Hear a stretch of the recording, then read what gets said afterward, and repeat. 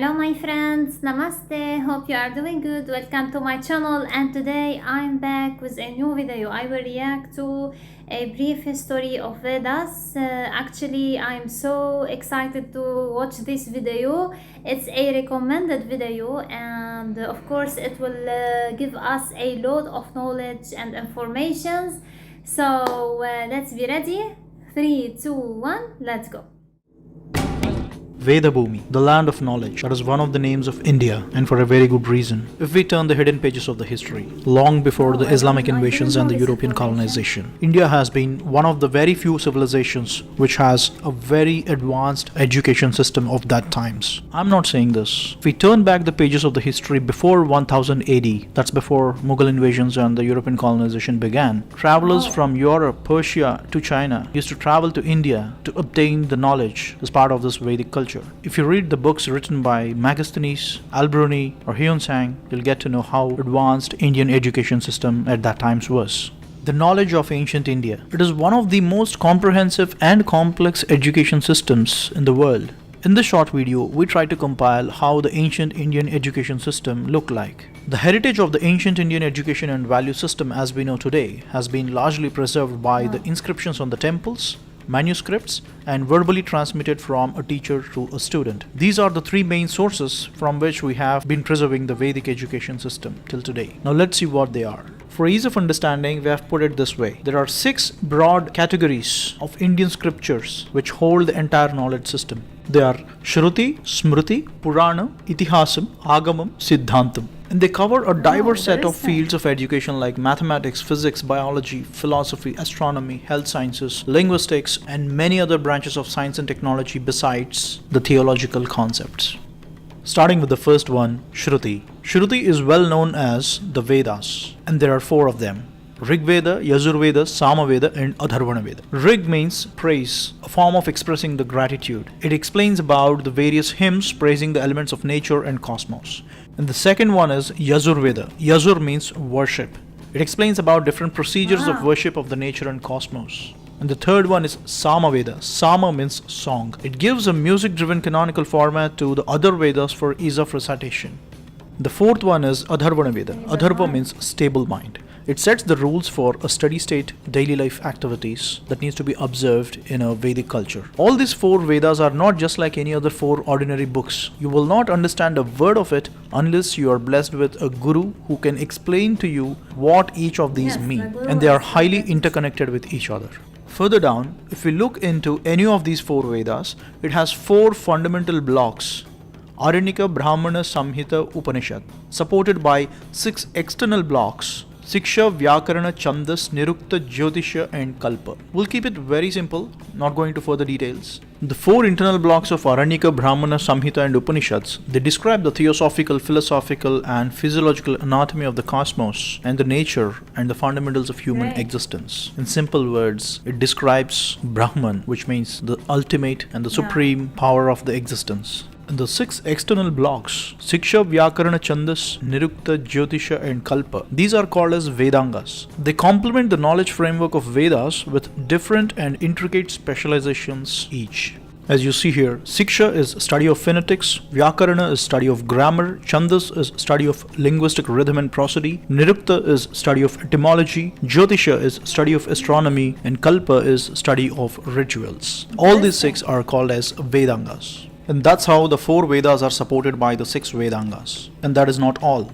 Each of the 4 Vedas have 4 Upavedas as an offspring. Ayurveda, the study of life sciences, ascribing to Rigveda; Gandharva Veda, study of music, art and dance, ascribing to Samaveda; Dhanurveda, study of archery and warfare, ascribing to Yajurveda; and Ardhashastra, study of business administration and political sciences, ascribing to Atharvana Veda. Now this is the complete picture of what we call today in simple words as Vedas. And one of our prime objectives of this channel, Project Shivoham, is to bring forward this entire knowledge system in a simple format that everybody can understand. We already did a couple of documentaries on Dhanurvedam, Ayurvedam, Sanskrit, and a lot more. And you can find them on our channel.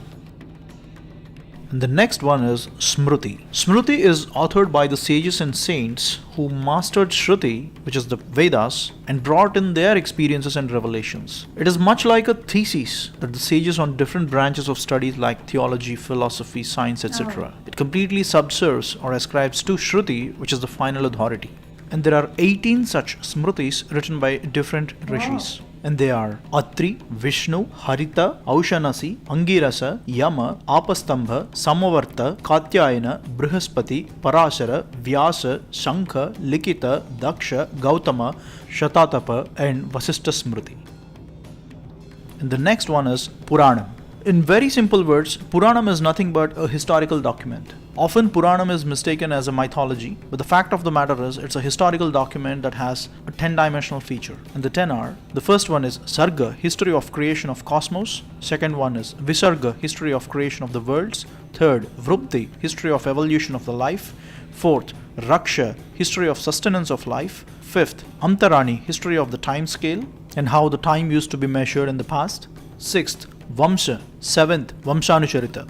Both explain about the history of the lineage and the history of the dynasties that ruled Bharat since times immemorial. Eighth, Samstha, history of the catastrophes, all the natural calamities that have occurred in the past. Ninth, Hetu, history of the prime causes of those catastrophes. And the last one is Apasarayaha, history of the Supreme Being or the different incarnations of God.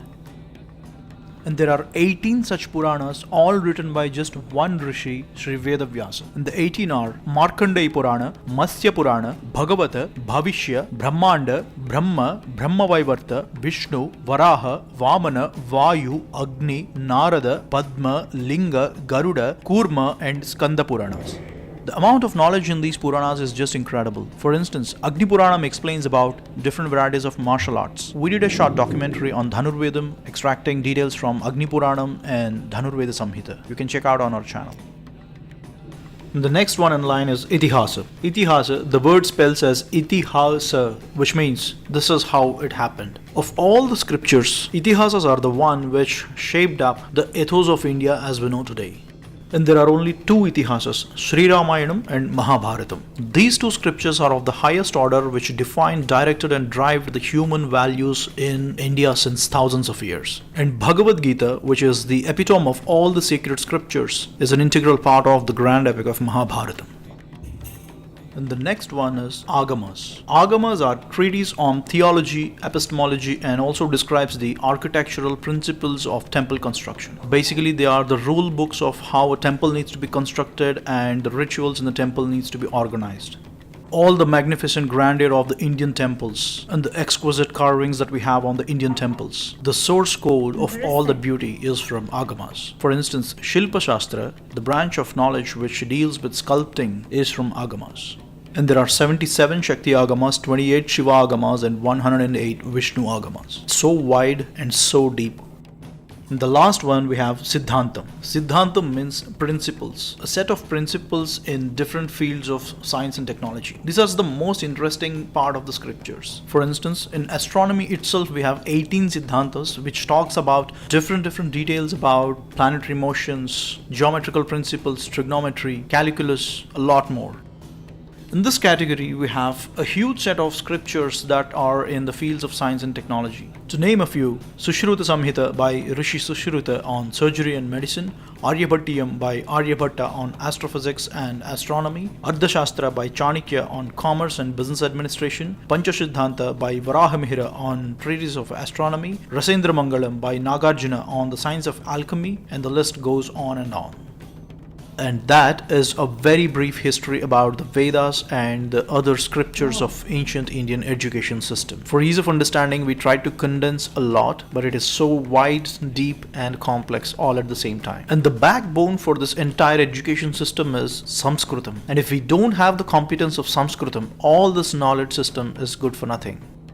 Let me give you one example and you will understand it. Here is a slokam from Aryabhattiya, written by Aryabhatta. Yes, the same man whom we celebrate that he invented zero. In this slokam, he gave two scenarios. The first scenario is two bodies moving in opposite directions, and the second scenario is two bodies moving in same direction. He says that time elapsed for R and B to pass through or otherwise is equal to the distance by sum of their speeds. and in the other scenario it is distance by difference of the speeds. In simple words, he gave the equation of speed is equal to distance by time. This equation of speed is equal to distance by time is the foundation for kinematics, a branch of physics, which is the heart and soul of everything that moves in this world. This equation is the foundation in the engineering of be it a car or a space shuttle. This equation is a revolutionary discovery. But if we don't know how to read Sanskritam, all this is good for nothing. According to the documented history, Galileo Galilei in the year 1638, he published a book called Two New Sciences. In this book, he first gave the formula of speed is equal to distance by time. Now don't start judging Galileo. All his work is original, and if you read this book, you'll get to know. He did not get inspired from Aryabhatta. But the fact of the matter is, something that was discovered by Aryabhatta in 510 CE had to be rediscovered by Galileo in the year 1638. In these 1000 years, the speed is equal to distance by time equation, which is written in Sanskritam, is locked up in Aryabhatiya. 1000 years. Imagine what could have been the impact if this was known earlier to the whole world. All we know about Aryabhatta is he invented zero, but he has left us a wealth of information. Well, how many such equations and other scientific concepts are hidden in the Indian scriptures, which are written in Sanskritam, waiting to be decoded? Well, I'm not saying that all the great things in this world were invented or discovered by Indians, but all the great things that were done by Indians are not known to the world. And that's why we started Project Shivoham, to bring forward all these kinds of stories. My friends, actually it was an interesting video with a lot of informations and knowledge. First, I like the way the creator has did the video, the organization of the informations in a way that it could be more comprehensive. Second, if I want to, for example, give a definition to the Vedas, as I understand, it's a ancient database of, we can say, of knowledge, which is for the benefit of the humanity of this planet. I don't know. It's a ancient database of wisdom and knowledge for the benefit to the humanity on this planet. Okay, there's a lot of information. It was a little complicated for me, but I will of course watch it again and again to learn more, and say that people must go to India to learn all of this, to learn Sanskrit, to learn all of this, and be more educated and have more knowledge, as I wish also to go there now. So my friends, it was so amazing and a mind-blowing video. I really enjoy watching it, and I hope that you enjoyed watching my reaction video. And if you want to see more reaction videos, please mention your recommendations in the comments. See you in the next video. Have a nice time. Love you all. Bye.